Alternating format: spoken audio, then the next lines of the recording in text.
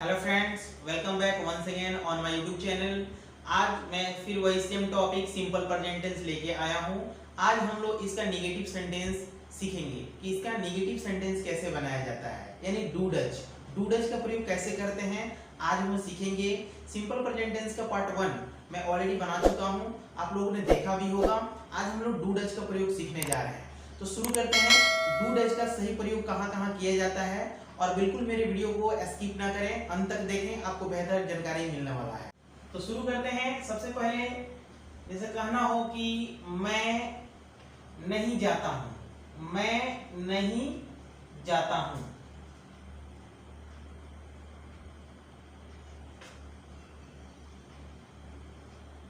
हम लोग नहीं पढ़ते हैं, हम लोग नहीं पढ़ते हैं, हम लोग नहीं पढ़ते हैं। वह नहीं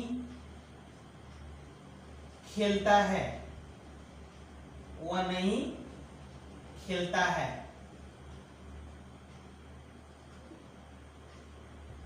सीता बाजार नहीं जाती है, सीता बाजार नहीं जाती है। तो ये हम लोगों ने इसका एग्जाम्पल देखा है कि सिंपल प्रेजेंट जो होता है उसका एग्जाम्पल क्या है। तो इसमें अक्सर क्या होता है कि मैं इसका आइडेंटिटी पहले ही बता चुका हूं कि क्रिया के अंत में ता हूं, ती हूं, ते हैं इत्यादि लगा रहता है। लेकिन मेन जो हम लोग का फोकस है कि इसमें नहीं का प्रयोग होता है। सिंपल प्रेजेंट टेंस जो हम लोग वाक्य का स्टडी करते हैं, अध्ययन करते हैं, उसमें नहीं का प्रयोग रहता है, लेकिन पहचान उसका वही रहता है, सिर्फ एक एक्स्ट्रा नॉट का प्रयोग होता है। तो इसमें हम लोग को देखना है कि इस तरह के अगर सेंटेंस आपके सामने आए तो इसका ट्रांसलेशन आप कैसे बनाएंगे। तो मैं इसका रूल लिखता हूं, फिर इसको हम लोग ट्रांसलेशन बनाते हैं। तो इसका रूल होता है, इसका जो रूल होता है वो होता है सब्जेक्ट डू या does plus not plus V1 plus other word, या आप ऑब्जेक्ट भी लिख सकते हैं, दोनों सही होता है, अदर वर्ड या ऑब्जेक्ट। अब उसी प्रकार जैसे पिछले वीडियो में बताया था, यहाँ पे V1 होता था और V5 होता था। तो इस निगेटिव सेंटेंस में डू और डज का प्रयोग करना होता है। तो डू का प्रयोग कहां करना है और डज का प्रयोग कहां करना है, ये जान लेना है कि डू और डज का प्रयोग कहां करना है। तो सबसे पहले जहां पे हम लोग V1 और V5 जिस कर्ता के साथ, जिस सब्जेक्ट के साथ आप V1 का प्रयोग करते थे, उसके साथ हम लोग को डू का प्रयोग करना है। और जिस कर्ता के साथ, जिस सब्जेक्ट के साथ आप V5 का प्रयोग करते थे, उसके साथ आपको डज का प्रयोग करना है। उसके बाद नॉट का प्रयोग कर देना है। अब बाकी आपको V1 सबके साथ यूज करना है, क्योंकि हम यहाँ पे V1 और V5 नहीं होता है, क्योंकि हम यहाँ पे डू डज में से एक को सेलेक्ट कर लेते हैं। तो हमारा जो क्रिया होता है वो हमारा V1 हमेशा रहता है। अब बाकी अदर वर्ड आपको पता है, वो आपका जो बचा हुआ जो आगे का जो वर्ड होता है, जो ट्रांसलेशन बनाने के बाद उसको लास्ट में लिखते हैं। तो आइए देखते हैं इसका ट्रांसलेशन कैसे बनेगा। लेकिन पहले याद दिला देता हूं कि डू का प्रयोग कहां करेंगे और डज का प्रयोग कहां करेंगे। तो इसको देखिए। तो सबसे पहले हम बात करेंगे कि डू का प्रयोग कहां करना है। तो डू का प्रयोग जो होता है I we you they and plural noun. तो इसके साथ हम डू का प्रयोग करेंगे। अगर थर्ड पर्सन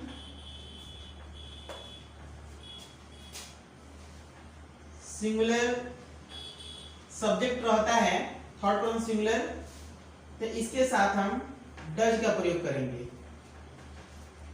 तो थर्ड पर्सन सिंगुलर क्या होता है, he, she, it। And singular noun, ये होता है। अगर हमारा वाक्य का जो सब्जेक्ट है आई रहता है, वी रहता है, यू रहता है, दे रहता है एंड कोई प्लूरल नाउन रहता है, तो हम डू का प्रयोग करते हैं। निगेटिव सेंटेंस के लिए, सिंपल प्रेजेंट टेंस का निगेटिव सेंटेंस के लिए हम डू का प्रयोग करते हैं।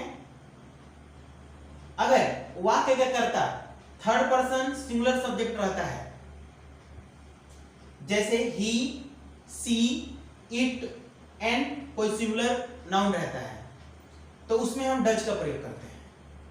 ये दोनों बातें याद कर लेना जरूरी है, डू और डज, क्योंकि पूरा जो भी हम सेंटेंस पढ़ेंगे, इंट्रोगेटिव हो या फिर WH वर्ड हो, उसमें डू डज का अहम भूमिका रहता है। तो ये जान लेना बेहतर है कि किसके साथ डू का प्रयोग करना है और किसके साथ डज का प्रयोग करना है। तो सबसे पहले हम लोगों ने ये ट्रांसलेशन जो मैंने लिखा हुआ है, अब मैं एक बार इसको फिर से रिवाइज करा देना चाहता हूं कि जो डू और डज है, ये आप कैसे पहचानेंगे कि किसके साथ डू और किसके साथ डज का प्रयोग करना है। तो मैंने फ्रेंड्स यहाँ पे मैं ऑलरेडी इसका रूल लिख चुका हूं कि अगर हमारा सिंपल प्रेजेंट टेंस अगर निगेटिव में हो, यानी नकारात्मक हो, नकारात्मक वाक्य हो, तो उसके साथ हम डू डज का प्रयोग करते हैं।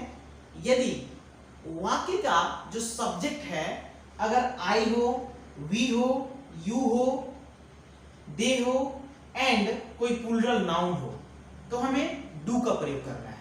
तो हमें क्या करना है? डू का प्रयोग करना है। नेक्स्ट जो डज की बात है, तो अगर थर्ड पर्सन सिंगुलर सब्जेक्ट रहता है, थर्ड पर्सन सिंगुलर सब्जेक्ट रहता है, अब थर्ड पर्सन सिंगुलर सब्जेक्ट में क्या क्या आता है, तो उसमें ही आता है, सी आता है, इट आता है एंड कोई सिंगुलर नाउन आता है। तो अगर ये रहता है तो हमें डज का प्रयोग करना है।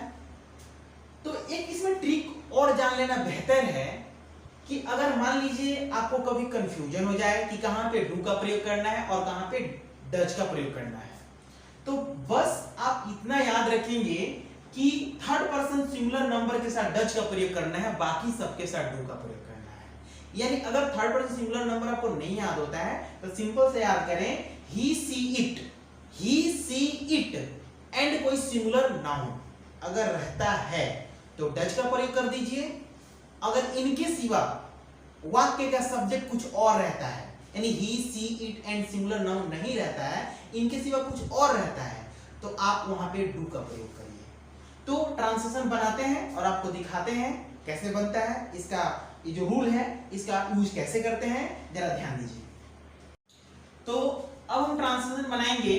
तो सबसे पहले ये रहा हमारा मैं नहीं जाता हूं, ये रहा सिंपल प्रेजेंट टेंस का एक वाक्य है जो निगेटिव में है, यानी नकारात्मक वाक्य है। तो इसका ट्रांसलेशन हमें बनाना है। तो इसका ट्रांसलेशन कैसे बनाएंगे दोस्तों, आपको पहले ही पता है कि वाक्य का जो सब्जेक्ट है वो मैं, यानी आई है। आई यानी आई कहता है कि अगर मैं वाक्य का सब्जेक्ट रहूं, अगर वाक्य का मैं सब्जेक्ट रहता हूं सिंपल प्रेजेंट टेंस में, वाक्य का सब्जेक्ट रहूं और भी निगेटिव में रहूं, यानी मेरा वाक्य निगेटिव हो, तो हम हमारे साथ डू का प्रयोग करिए। यानी आई के साथ हम डू का प्रयोग करेंगे, यानी मैं आई के साथ किसका प्रयोग करेंगे? डू का, आई डू। ओके, अब उसके बाद यहाँ पे डू और डज है, यानी यहाँ पे डू अब्लिक डज, मतलब डू या डज एक में से, दोनों में से किसी एक का प्रयोग करेंगे। यानी वाक्य के जो वाक्य है उस कर्ता के अनुसार हम डू या डज में से एक का चुनाव करेंगे। तो मैंने डू का चुनाव किया है क्योंकि हमारा जो कर्ता है वो आई है, तो मैंने डू का चुनाव किया, यानी डज का भी काम खत्म, यानी ये हो गया, यहां तक हो गया। उसके बाद हमारा जो रूल है, रूल कहता है कि अगर आपने डू का डज में से एक का चुनाव करके प्रयोग कर दिया है तो नॉट का प्रयोग करिए। तो आई के बाद किसका प्रयोग करेंगे? Not, I do not. उसके बाद कह रहा है वर्ब वन का प्रयोग करना है। इसमें वर्ब क्या है? जाता, यानी जाना। तो यहाँ पे क्या लिखेंगे? गो, आई डू नॉट गो, मैं नहीं जाता हूं। इसका ट्रांसलेशन बना आई डू नॉट गो, मैं नहीं जाता हूं। अगला ट्रांसलेशन है हम लोग नहीं पढ़ते हैं, तो हम लोग मींस वी के साथ डू, उसके बाद क्या लगेंगे? नॉट, उसके बाद पढ़ना है क्या होता है? Read, we do not read, हम लोग नहीं पढ़ते हैं। अगला ट्रांसलेशन है वह नहीं खेलता है, वह नहीं खेलता है, यानी वह के लिए ही। मैं पहले ही बता चुका हूं कि अगर थर्ड पर्सन सिंगुलर नंबर आपको समझने में दिक्कत हो तो ऐसे समझे, ही, she, it and singular noun, ये होते हैं थर्ड पर्सन सिंगुलर नंबर। ये वाक्य के सब्जेक्ट में मिले हैं, यानी वह नहीं खेलता है। तो वह नहीं खेलता है ये हमारा एक सेंटेंस हो गया, निगेटिव सेंटेंस हो गया, और इसका जो वाक्य का सब्जेक्ट है वो थर्ड पर्सन सिंगुलर नंबर है। तो थर्ड पर्सन सिंगुलर नंबर है तो इसके साथ हम डज का प्रयोग करेंगे।